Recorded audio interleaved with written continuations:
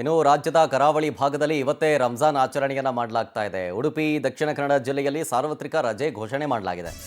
ರಾಜ್ಯದ ಕರಾವಳಿ ಭಾಗದಲ್ಲಿ ಹಬ್ಬದ ಸಂಭ್ರಮ ಕಳೆಗಟ್ಟಿದೆ.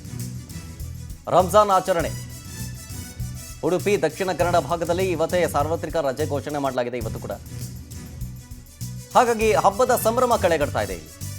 ಒಂದು ತಿಂಗಳಿಂದಾಗಿ ಉಪವಾಸ ವ್ರತವನ್ನು ಆಚರಿಸಿದ್ದಾರೆ ಮುಸ್ಲಿಂ ಬಾಂಧವರು. ಇವತ್ತು ಮಸೀದಿಗಳಲ್ಲಿ ಪ್ರಾರ್ಥನೆ ಮಾಡುವ ಮೂಲಕ ಹಬ್ಬ ಆಚರಣೆ ಮಾಡಲಾಗುತ್ತೆ.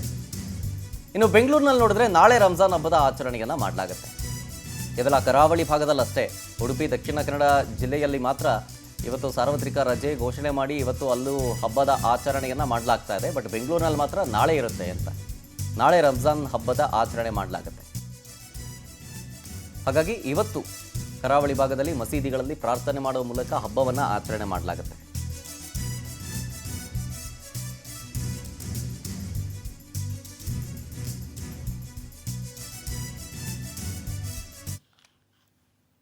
ರಾಜ್ಯದ ಕರಾವಳಿ ಭಾಗದಲ್ಲಿ ಇವತ್ತೇ ರಂಜಾನನ್ನು ಆಚರಣೆ ಮಾಡಲಾಗ್ತಾ ಇರೋದು. ಉಡುಪಿ, ದಕ್ಷಿಣ ಕನ್ನಡ ಜಿಲ್ಲೆಯಲ್ಲಿ ಈ ಸಂಬಂಧ ಸಾರ್ವತ್ರಿಕ ರಜೆ ಘೋಷಣೆಯೂ ಕೂಡ ಮಾಡಲಾಗಿದೆ. ರಾಜ್ಯದ ಕರಾವಳಿ ಭಾಗದಲ್ಲಿ ಹಬ್ಬದ ಸಂಭ್ರಮ ಕಳೆಗಟ್ಟಿದೆ. ಒಂದು ತಿಂಗಳಿಂದಾಗಿ ನಿರಂತರವಾಗಿ ಉಪವಾಸ ವ್ರತವನ್ನು ಆಚರಣೆ ಮಾಡಿ ನಂತರ ಇವತ್ತು ಮಸೀದಿಗಳಲ್ಲಿ ಪ್ರಾರ್ಥನೆಯನ್ನು ಮಾಡುವ ಮುಖಾಂತರ ಹಬ್ಬವನ್ನು ಆಚರಣೆ ಮಾಡಲಾಗುತ್ತೆ.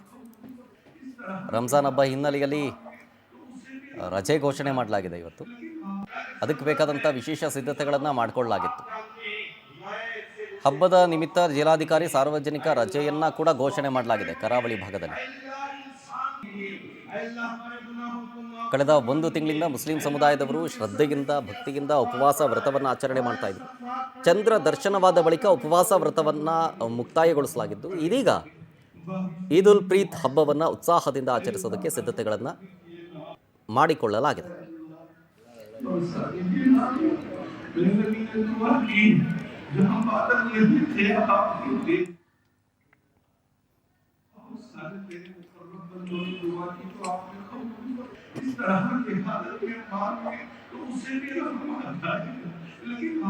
जरूरत है, सबकी जरूरतों को आप जानते हैं, मैं से उसे पूरा फरमा दीजिए।